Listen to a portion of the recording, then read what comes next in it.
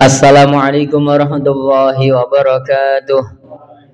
Alhamdulillahirabbil alamin wassalatu wassalamu ala sayyidina Muhammadin sayyidil awwalin wal akhirin wa ala alihi washabihi ajma'in. Amma ba'du, para alim, para ulama, para sepuh bini sepuh kang tansah kula taati fatulan nasadipun. Wabil sematang para jamaah sedaya kang minulya. Alhamdulillah, monggo serengan kita muji syukur hadrat Allah Subhanahu wa taala. Dene punapa dalu menika dalu kaping kalih wulan Sya'ban.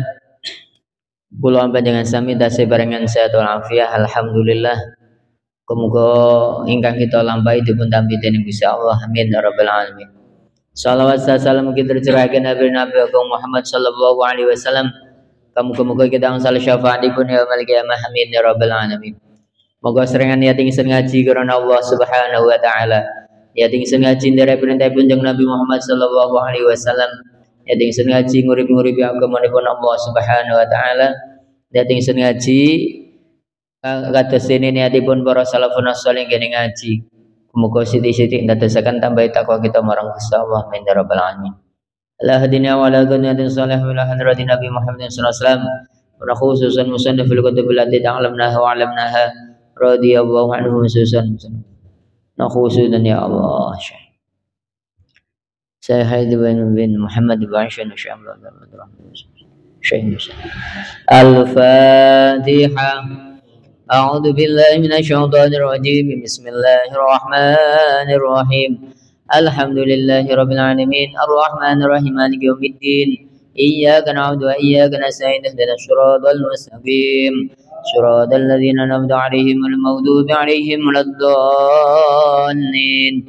Rabbi ighfirli wa liwalidayya wa lil mu'minina amin.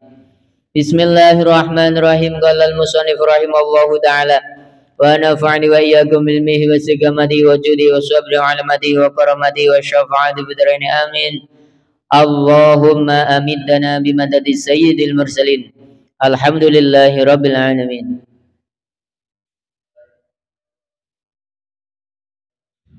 Bismillahirrahmanirrahim. Wa syurutus salati al-islamu wa tamyizu wa dukhulul waqti wal ilmu bi fardiyatiha wa alla ya'taqida fardan min furudiha sunnatan wa taharatu 'anil hadatsaini fa in sabaqahu batalat wa taharatu 'anil khubsi fi thawbi wal badani wal makan walau tanajjasa ba'du thawbihi aw badanihi wa jahilahu wajaba ghuslu jami'ihi wala yajtahidu wala ghasala nisfa mutanajjisin summa baqiyahu tahura kulluhu in ghasala ma'a mujawirihi wa illa fayaqul muntasifu ala najazatihi wala tasihu salatu man yulaqi ba'du badanihi aw thawbihi najasatan wa illam yataharrak biharakatihi wa salatu qabidi tarfi hablin ala najasatin wa illam yataharrak biharakatihi wa la yadurru muhadatun najasati min ghairi isabatin fi ruku'in aw ghairihi. Bismillahirrahmanirrahim. Para bapak, para jamaah sedaya ingkang minulya, syarat-syarate wong nglakoni salat. Setunggal Islam. Yang kedua Islam niku kedah Islam. Sing nomor kali tamyiz. Tamyiz niku wis iso bedakne antarane perkara sing sae karo sing boten sae. Ngoten nggih. Cara hitungan umur ya mungkin minimal 7 tahun. Nah niku pun napa sah salate. Nek digawe salat terus netepi napa syarat-syarat lintune. Sing nomor 3 mlebu waktu. Jadi nglampahi salat kudu wis wektune, wis mlebet waktune. Secara yakin atau don dengan cara istihad ya mungkin napa yakin bahwa sudah masuk waktunya salat boleh. Lenek durung waktune nglampahi salat gak sah. Nek ngerti urung waktune kok nglakoni dosa. Tapi umpamane napa nyono iku ya menyangka bahwa dia melakukan sholat wis waktunya. Ternyata belum. Maka dia tidak berdosa, tapi sholatnya belum dianggap menggugurkan kewajibannya. Tapi oleh pahala nglakoni sholat mung durung guguraken kewajibane. Pun makanya gadaaken waktu sholate. Kemudian melakukan sholat waktu juga harus diperhatikan qada ataupun adaannya. Semisal sudah saatnya qadaan tapi adaan niatnya gak boleh. Jadi nggak sah sholati karena tidak mengetahui waktunya. Syaratnya berarti nggak terpenuhi karena dia nggak tahu waktunya. Wis metu apa durung, wis mlebu napa dereng, gak ngerti kan. Kayoke. Nah, hanya perkiraan yang sifatnya lemah. Ini nggak boleh, nggak sah sholatnya. Karena syarat melakukan sholat harus benar-benar orang itu tahu bahwa waktunya sudah datang. Kalaupun toh sudah keluar, berarti dia harus qadaan. Nggak boleh adaan. Kok sengaja adaan atau teledor, ceroboh, tidak memperhatikan waktu, sepenting adaan, padahal harusnya sudah qadaan, ya maka nggak sah sholatnya. Karena syaratnya harus yakin bidukhulil waqti atau dhanni bidukhulil waqti.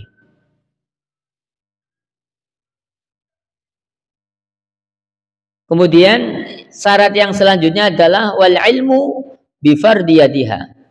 Wong lakoni sholat kudu ngerti tata carane, gerakane sing diucapake, urut-urutane, kudu ngerti. Jadi ketika seorang melakukan gerakan yang sama seperti sholat, tapi tidak urutan, yang penting semuanya ada, cuman nggak berurutan, nggak sah sholatnya. Atau nggak tahu cara awalnya bagaimana dan seterusnya, nggak sah.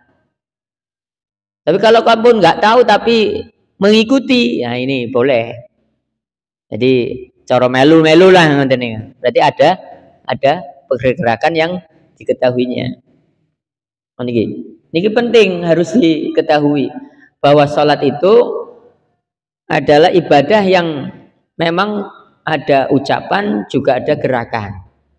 Ya, gerakannya pun harus tahu dari awal apa sampai apa.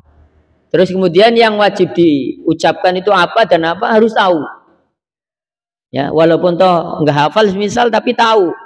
Boleh dengan membaca atau dengan memperdengarkan orang lain yang membacanya terus kita ikut-ikutan membaca. Paham enggak? Atau tidak tahu gerakan tapi melihat gerakan orang lain yang melakukan sholat, kita ikuti. Ya juga sama. Boleh. Karena ada yang mencontohkan atau ada yang bahasa niki marahi ngoten niku. Bon. Kalaupun toh tidak tahu, nah nih, maka sholatnya tidak sah. Ya. Podo karo tapi orang ngerti ki opo gak sah. Makanya setiap amal ibadah yang tanpa ilmu, a'maluhu mardudatun la tuqbalu. Setiap amal ibadah yang kita lakukan semisal tanpa ilmu, nggih, sesingoho nglampaine, gak ngerti tata carane, apa-apane sing disyaratake, mbuh itu ora weruh bahasane ngoten niku. Dan iki ibadah akeh-akeh ora ditampa dening Gusti Allah. Maka perlu walaupun toh sithik-sithik turut sithik diilmuni bahwa khususnya sholat lima waktu harus benar-benar terlaksana dohir batinnya. Tidak hanya sekedar dohire tapi batin juga harus tahu. Falau aslama sasun wa dakhala fi sholati jama'atin wa fa'ala mislahum min ghairi ma'rifatin dalika lam tasihha. Hingga saking pentingnya harus diilmuni ketika seseorang masuk Islam kemudian ikut sholat jamaah melakukan napa gerakan yang sama seperti jamaah tapi min ghairi ma'rifi dzalika, tanpa mengetahui itu apa itu. Iku apa gerakannya sing penting melu. Niki la tasihah. Ora sah mergo urung ngerteni. Dan terus piye? Bertahap dipelajari sembari apa niteni. Awalnya adalah rukunya ini. Kalau ini namanya ruku, habis ruku iktidal ke bawah sujud 2 kali dan seterusnya harus tahu. Ya mungkin ya. Kalau orang Islamnya sendiri pun ketika ditanya satu persatu nggak tahu, ya kan? Walau sudah pernah bahasanya belajar tapi kadang nggak perhatikan, nggak tahu. Ini juga harus diperhatikan. Makanya perlu untuk belajar ataupun mengetahui tata cara sholat yang sesuai dengan syarat dan rukunnya. Pun itu syarat harus mengetahui tentang kefarduannya sholat, yaitu apa? Mengetahui tentang gerakannya, ucapannya, urut-urutannya, sesuatu yang hubungannya dengan sholat. Wal ilmu bi fardiyatiha falau tada fi fardiyatiha awi taqadah sunnatan lam tantaqid. Kemudian tahu tentang kefarduan sholat maghrib, ya. Jadi harus yakin benar-benar bahwa sholat fardu iku rupane maghrib, isya, subuh, duhur, asar. Ya, nek cocok di krungu niku fardu ngoten. Kudu ngerti ngoten niku. Jadi iki sholat sunah apa? Sholat fardu sih duhur. Duhur sholat sunah apa fardu sih? Ora oleh. Harus yakin bahwa itu fardu. Ya, sehingga apa? Ya harus dilakukan. Ya, sembari perbuatannya, afalnya, ucapannya yang diucapkan ketika sholat, yang kita lakukan bergerak turun naiknya itu dan seterusnya tahu, itu menjadi syarat-syarat seseorang melakukan sholat. Wa alla ya'taqida fardhon. Kemudian setelah kita tahu fardunya sholat ini ada ini. Ya, ada yang 17, ada yang 14 nanti niku.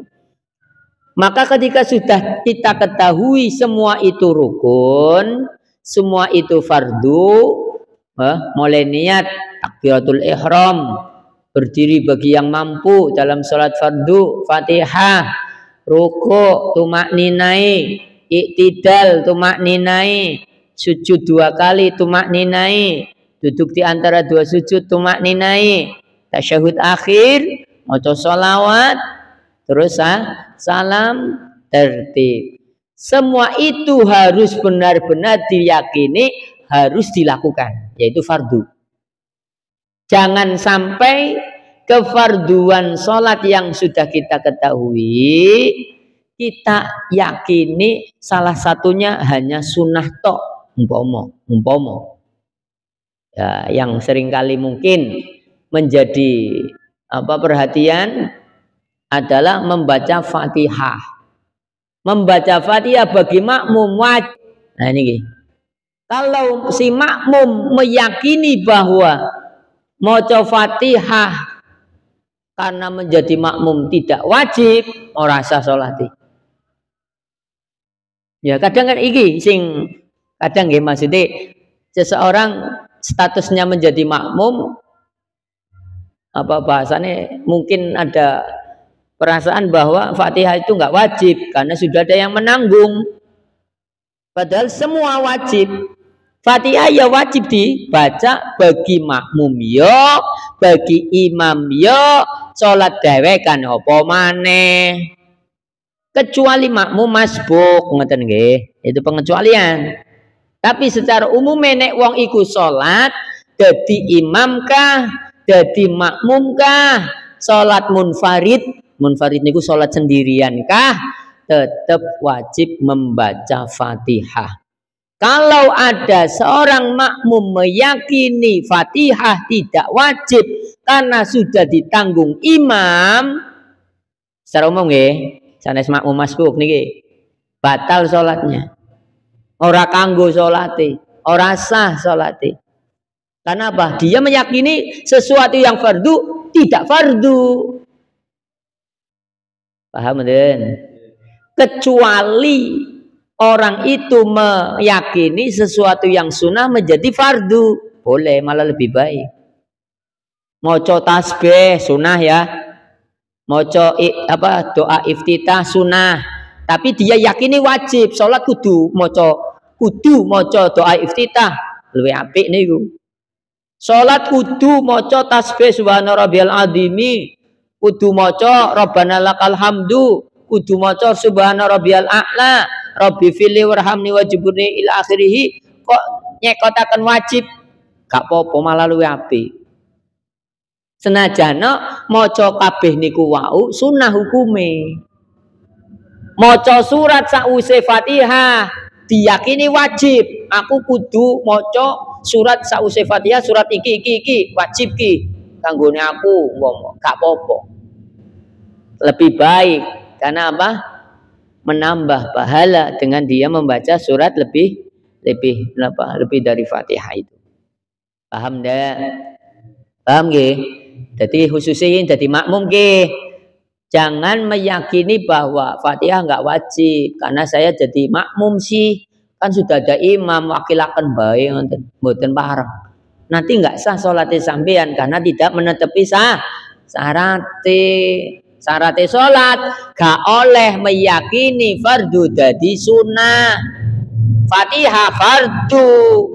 Senajan dadi makmum, ora oleh nekodake sunnah karena jadi makmum, dumeh jadi makmum, Fatihah ora wajib kaya kuwi. Nek yakin kaya ngoten, salate makmum ora dadi, ora sah karena syaratnya tidak terpenuhi.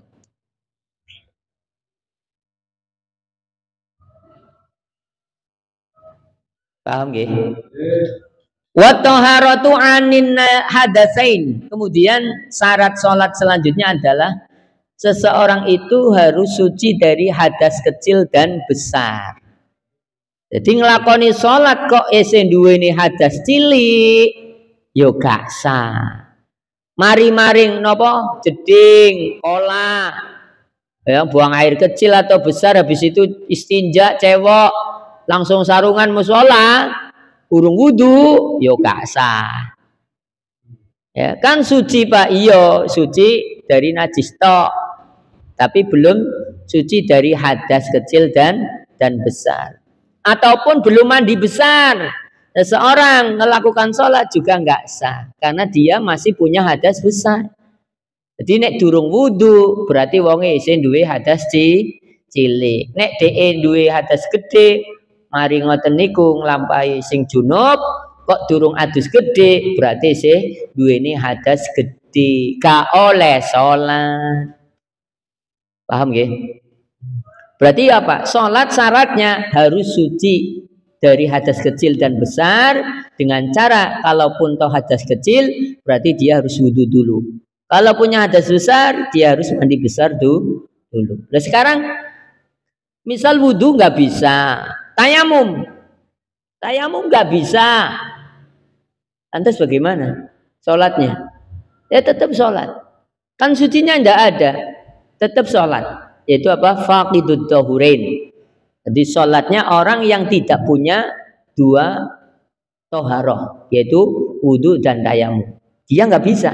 Dalam arti nggak bisa mungkin nggak ada atau nggak sempat dan seterusnya. Sholat waktunya entek, langsung sholat mawon. Mungkin tinggal dikodoi. Paham dah? Paham dah? Kadang kan seseorang punya keadaan di mana dia nggak bisa wudu, mungkin jauh, mungkin sulit, mungkin di tengah-tengah perjalanan nggak bisa turun, sedangkan debu pun nggak ada karena asinan.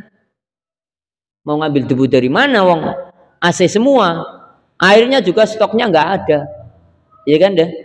Hanya cukup untuk buang air kecil. Lalu terus bagaimana sholatnya? Ya sholat seadanya, walau tanpa wudu, walau tanpa tayamum. Bagi orang yang memang sulit melakukan. Lenek omber-omber banyune, panggonane yo penak, jembar, gak rayahan, gak gelem moro yo opo iki wong. Halo. Paham enggak? Maksudnya selagi kita masih bisa berwudu, wudu. Jangan nunggu diwudoni. Paham diwudoni? Diwuduni paham? Bisa orang diambekan. Salat toh.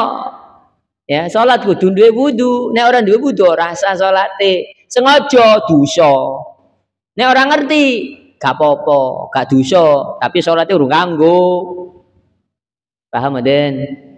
Ngertine ta wis wudu kaya maring apa? Maring nguyuh ya, kaya cewek-cewek mukrauk tok. Barang adzan, adzan ya. Atone wis wudu ki ngoten nah.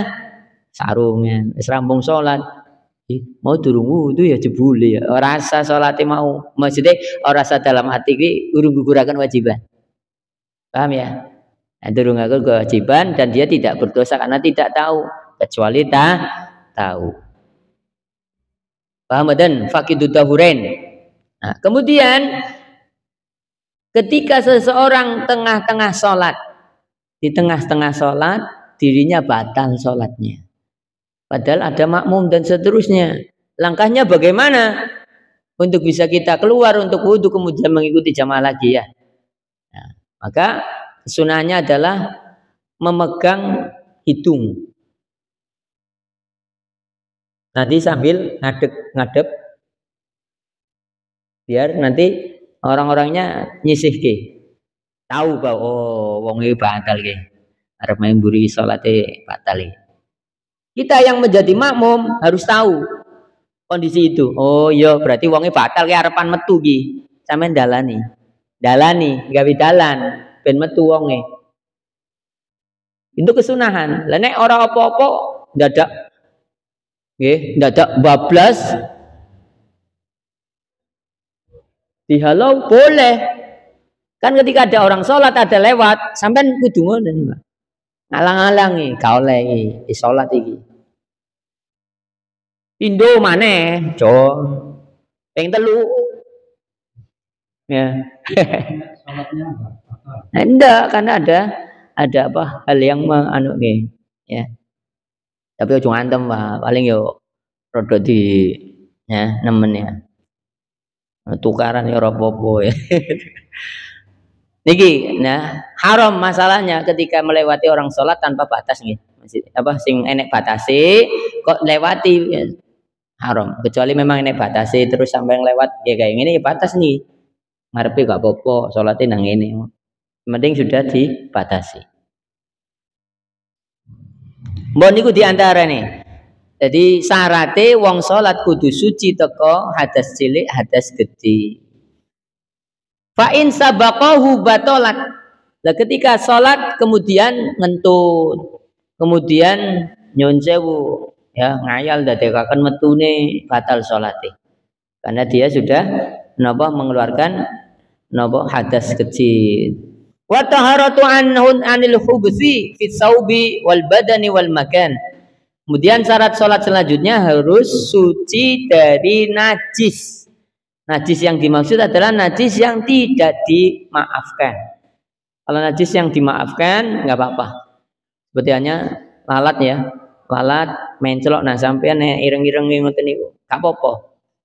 Nah, walaupun toh lalat memang seringnya ke tempat-tempat najis, menghinggap ke kita nggak apa-apa sholat. Karena secara dohirnya nggak ada. Jadi yang delok sak mono to, nanjang dilup iki yo gede ngono, gak.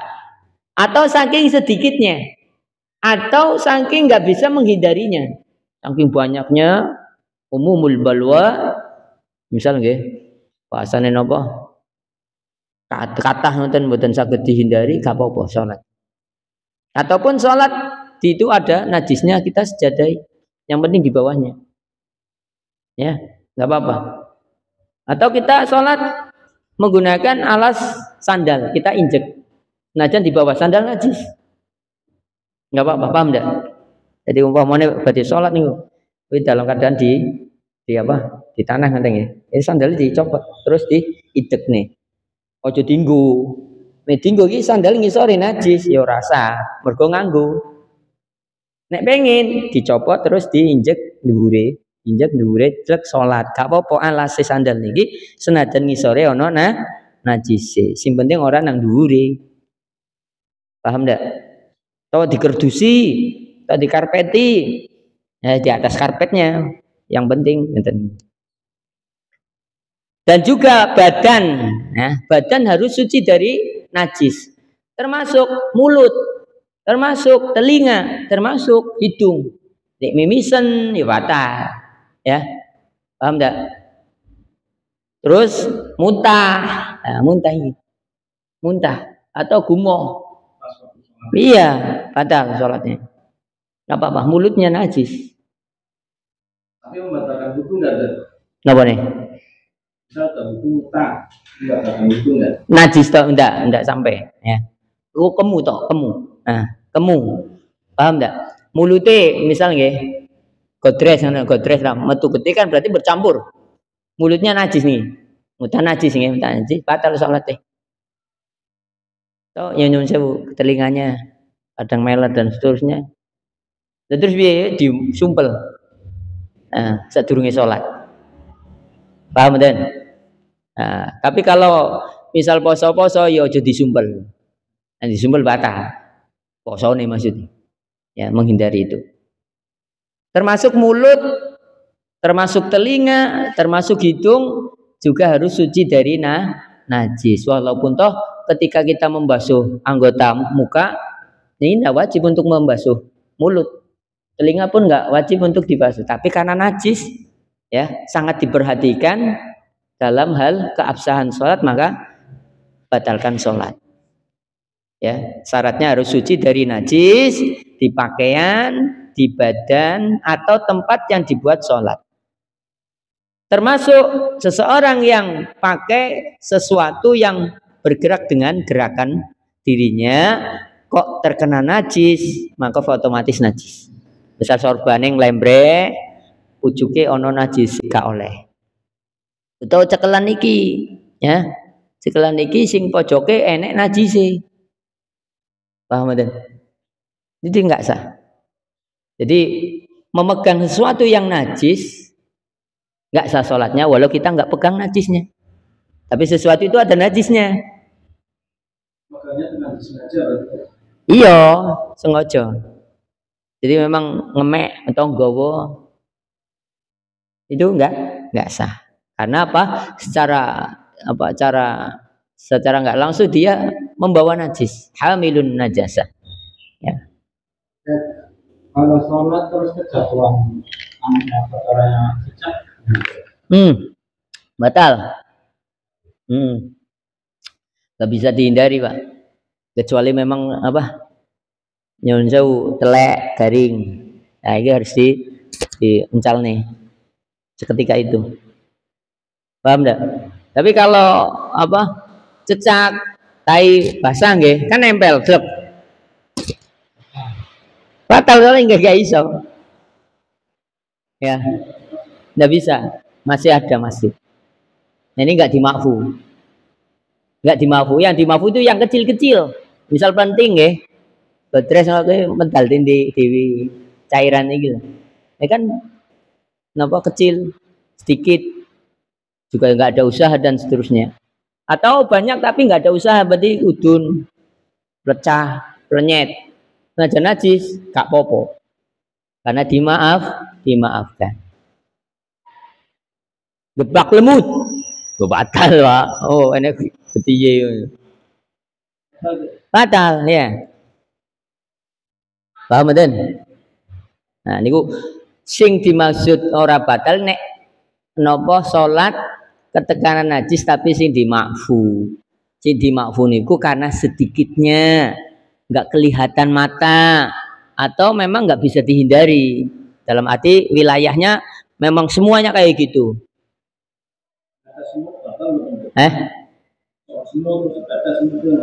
Ya batal. Ya najis ya semutnya. Ya kan, karena ada yo gusah mawon nih, gusah, jangan sampai dibunuh jadi batang nempel najis ya, batang kan najis. Nah, niku makai sholat nggawa batang, pateni maning. Wal makanil ladzi yulaqi badanu aw mahmuluhu fi sholatihi. Bahwa niku ya di napa?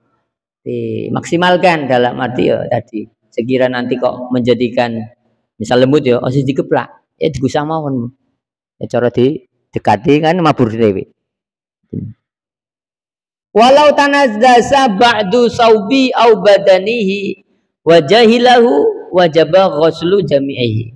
Kemudian permasalahan ketika seseorang terkena najis yang tidak dimakfu, sebagian bajunya atau badannya kena najis, najisnya rak dimaafkan, tapi orang itu tidak tahu di mana tempat terkena najisnya, di mana itu nggak tahu, maka caranya harus membasuh semua badan atau semua bajunya.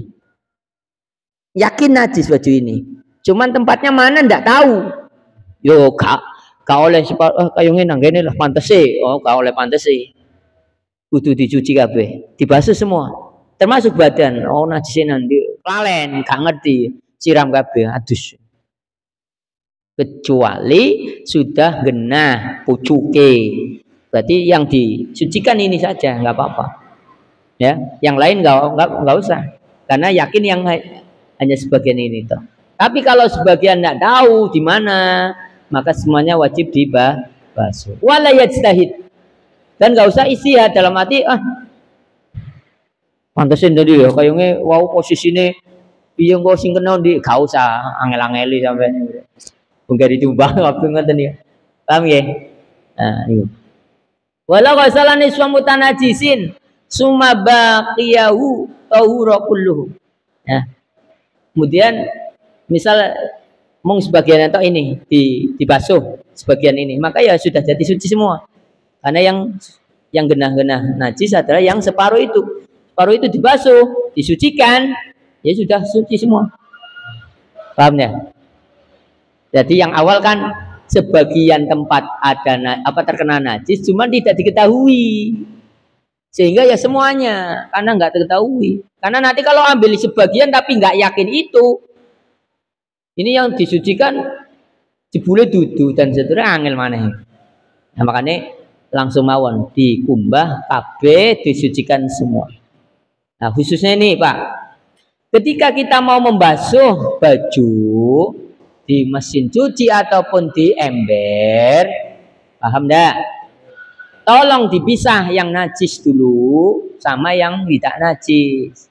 Yang najis dibasuh dulu, walau belum belum dengan rinso, dibasuh, dibilas, ya, ojo nyipret nganti enten, mengko wis diperes, baru disatukan dengan yang tidak najis, baru dialiri air. Jangan sampai bak diseni banyu tembe dibroke klambine, gak oleh. Ya, paham enggak? Begitupun ketika menggunakan mesin cuci, baju yang najis disucikan dulu. Ya, khususnya ya yang najis ya, jangan dikembulne. Disuciki, nah dibilas nang njobo mesin cuci ataupun dibilas nang mesin cuci tapi enggak ikut yang tidak suci tidak najis, sendiri diairi air kan muter-muter buang, ya muter-muter buang, yang penting air mengalir ya, najisnya keluar suci, dibrokne kabeh diwenehi rinso enggak masalah. Durung apa-apa urung disuceni klambine campur najis dirinsoni ndak suci nih. Ya, paham enggak? Nanti yang tidak najis jadi najis ikutan. Penting nih nggih, nyuci baju niku ana ilmune. Embere nggih niku diseni baju-baju khususnya yang tidak najis. Sing najis digenahne ben ora najis dhisik. Yaiku apa? Disiram, dikumbah dhisik, digrujuk banyu. Ngene wis kaya wis resik, tembe dicampurne. Baru dialiri air. Nggih. Ini kan suci nantinya. diberi rinso, nggak masalah. Dibilas terus dialiri air lagi, suci pun bilas mana. Orang disabuni ora apa-apa. Ya paling boten gue mau disikati, ngerti nggih? Tapi sudah dalam keadaan suci semua. Walau pakai mesin cuci. Kalau mau memasukkan baju yang najis, usahakan masuknya sudah dikumbah, sudah dibasuh, najisnya sudah hilang, sudah nggak najis lagi, baru dimasukkan. Paham ya Pak ya? Nah, sekarang mesin cuci kok nopo canggih kok, ngerujuk dewe, pencet, tinggal lunga nih rampung, ya. Niku. Tapi kadang orang yang kurang marem yo ngumbahi dewe, nek ora kesel. Tapi nek pakai mesin cuci bagaimana? Ya tadi, pastikan baju yang mau masuk ke mesin cuci sudah disucikan. Walau sampean jadi tukang laundry, lah penting dah hidup resik, lah boleh. Paham enggak? Hidup resik, hidup wangi, tapi cara penyuciannya enggak sesuai, enggak boleh. Paham nggih? Oh niku. Ya, ini merembet biar lebih jelasnya ngoten. Wala tasiu sholatu man yulaki ba'du badanihi au saubi najasatan. Tidak sah sholat seseorang yang sebagian badan atau bajunya ya bertemu atau memegang najis. Paham enggak? Dan sebagian badannya najis, Pak. Walau enggak semuanya, itu tetap batal sholati. Atau bajunya, atau kopiahnya, atau mekenahnya, atau sorbannya, atau kaos dalamnya, kok najis dibawa sholat, ya sah sholatnya. Ya harus diperhatikan. Wa sholatu qabidi tarfi hablin ala najasatin. Atau tidak sah sholat seseorang yang memegang tambang tali, sing taline pucuke atau bagian yang lainnya terkena najis, walau nggak bergerak, tapi dia memegang. Paham nggak? Kadang kan ada yang ya bahasanya cekelan opong, ya juga harus diperhatikan yang mau dipegang. Termasuk kursi yang digunakan, ya kan ya? Yang digunakan sholat itu juga harus suci. Maksudnya sing pas diinjeki lah. Bilang enggak? Dengar enggak? Masih ya? Masih dengar ya? Allahumma sayyiban nafi'an. Amin. Allahumma sayyiban nafi'an wa sayyiba barakah. Amin. Wala yadurru muhadatun najasati min ghairi isabatin fi ruku'in aw ghairihi. Tidak berbahaya, artinya tetap sah sholatnya seseorang yang hanya ngepasi sejajar dengan najis tanpa menyentuh. Misal di depan itu ada najisnya Pak, tembeleke umpama. Sampeyan sholatnya nang ngene. Ngarepe ana tembeleke. Gak apa-apa. Paham enggak? Tapi makruh hukumnya selagi masih bisa menghindari. Nek sekiteng, bure sekiteng salate. Ya pertanyaane, sekiteng dhuwure ya ora iso ya. Nek ditutup sekitenge, dicor, ya gak apa-apa. Nah tapi makruh mergo kuwi ana uape. Oh, muncis-muncis. Ngebuang apa? Paham ya? Enggak apa-apa. Enggak apa-apa. Nah, maksudnya yang apa? Berbau, yang bisa apa? Mengganggu konsen. Om, ngarepe makanan dhe makruh kok ya. Bakso wis mateng nggih. Wis kadung salat dhisik kok. Nggih. Baksone nang ngarep. Allahu Akbar, sah, tapi makruh. Kepikirannya bakso sih. Nggih, Pak. Makane aja pesen makanan sambil ngenteni sholat ojo. Pesen makanan nek wis sholat, ngoten nggih. Burung sholat, pesen makanan, suwe gawene sholatnya grundel lho. Wis dadi burung iki rek. Ini makruh ngoten niku. Makanya dalam keadaan lapar jangan sholat, makan dulu, ya. Jangan sampai apa mengganggu konsentrasi dalam sholat, memikirkan makan, memikirkan apa tadi apa pekerjaan dan seterusnya. Bon. Watajibu izalatu wasmi illam yakhaf mahduran min mahduratit tayammum. Wajib menghilangkan tato. Nah, tato. Paham tato? Tato paham? Wajib dihilangkan. Nah ini kalau tidak khawatir hal-hal yang berbahaya. Kalau sekiranya berbahaya ya nggak usah. Nanti mati biye. Tapi resikonya kayak gitu. Kalau berani tato ya harus wajib dihilangkan. Ngilangnya tato ya disetrika. Ya berat. Makanya jangan main-main dan tato. Tato nih biye. Tato kletean. Tato kletean ya rasa sholati. Karena penghalang. Tato kletean bahwa ya karena gambare nggih cap-capan ngoten lho, kayak cat ya. Niku gak sah wudune. Salate ya ora sah. Karena penghalang. Coba tato beneran. Ojo ngene lho kok daripada rasa tak tato beneran bae. Ora oleh ngono. Ya apa sih kok iki? Iku haram, gak oleh dosa. Mergo menyakiti diri sendiri dan juga apa? Mengeluarkan darah yang tidak ada fungsi dan manfaatnya. Tato ya nang belakangan angel mani. Niata apa dungan ya. Dan seterusnya tato niku hukumnya haram, mboten bareng nggih. Ya kuwi tato-tato sing mau lho. Kan jarene dicublus. Dom ngono, Pak. Ya, digambar engko kan metu gede, tapi nepak dadi gambar nopo. Dan itu kan haram menyakiti. La darara wa la dira.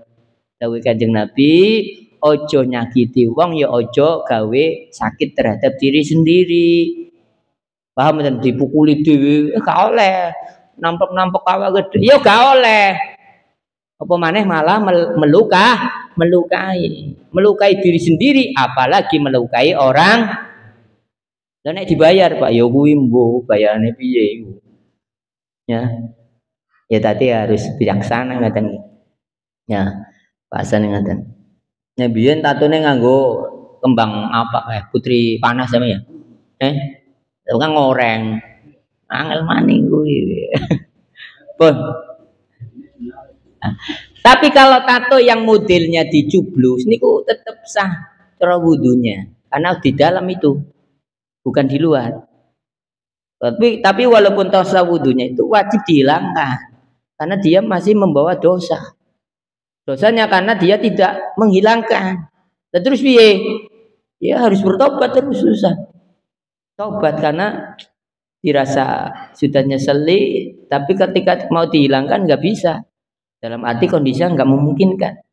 Ya mungkin apa diusahakan meminta maaf istighfar sing akeh. Muga Gusti Allah ngapura. Sing durung bertato ojo tato ngoten lho. Sing wis kadung tatonan kudu dilangi. Nek ora khawatir napa uripe dalam arti enggak berbahaya. Tapi kalau dirasa berbahaya dihilangkannya ya tadi harus tetap memperbanyak istighfar ya, membaca banyak taubat marang Allah Subhanahu wa taala. Pun ojo tato. Tato menghilangkan masalah, tambah masalah kok menghilangkan ini. Ya. Dan seterusnya. Saya kira model-model wadunya nggih. Tato di pirang-pirang wis ngoten niku. Muga-muga dhewe slamet sak keluarga, sak jamaah, sak panerjan salat khusus sak muslimin kabeh dipun slametaken dening Gusti Gusti Allah Subhanahu wa taala. Ono cerita Pak. Satu lagi nggih. Untuk bahan renungan dewi. Ada seorang yang ahli dosa meninggal dunia. Kemudian seorang wali atau salafun soleh orang soleh memimpikan dirinya, ngimpi ketemu wonge. Terus di sana ditimbang amale, ya di akhiratnya ditimbang amale sing akeh, sing abot, sing boten sae. Ya memang karena memang kayak gitu, orangnya tidak taat kepada Allah. Tapi dilalai Pak, wonten kantong tiba blek teng timbangan amali dheweke sampai memberatkan yang baiknya jadi wakil sing apike. Barang dibuka kantong iku isine lemah nopo niki jebule iki lemah sing pas nalikane wong iku urip nang donya natih melung leyet ngantek nempelaken lemah nang kuburane wong sing mati. Minha khalaqnakum wa fiha nu'idukum wa minha nukhrijukum taratan. Ki faedah iku. Nggih, domongna sing biasa ngleyet. Ya, aja balik dhisik sadurunge nempelaken lemah nang kuburane mayit. Paham ndak? Ya biasanya lebih ini kan marai. Aja balik dhisik ya, kok minha khalaqnakum nyekel lemah. Iki bukan ku dadi kuwi. Bukan sampah nggih. Amal sampeyan sing nempelaken lemah sing kanggo sangu wong semangati ndadekaken perihal ridhone Gusti Allah. Iki ceritane ana. Makanya ya dipenting nih. Nah, ngantek rampung cara makan jenazah sampai meletakkan lemah di kuburan nih. Ini salah satu cerita Pak. Nah, saya pun baru membaca keterangan kemarin nih. Oh iya ya, ternyata ini fungsinya. Iki ceritane nek cara sunahe ta wis ngerti Masnya. Paham nggih? Niku diantarane secuil apapun kebaikan yang kita lakukan, kalau Allah ridho akan menjadikan semuanya diridhoi oleh Allah Subhanahu wa taala. Amin ya rabbal al-Fatihah.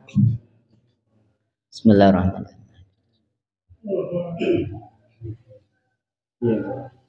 Ya kan udah ya Bismillahirrahmanirrahim. Alhamdulillahirabbil alamin. Allahumma shalli wa barik ala sayyidina Muhammad wa ala sayyidina Muhammad.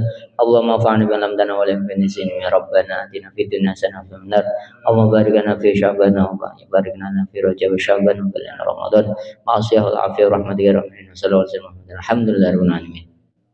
Wassalamualaikum warahmatullahi wabarakatuh.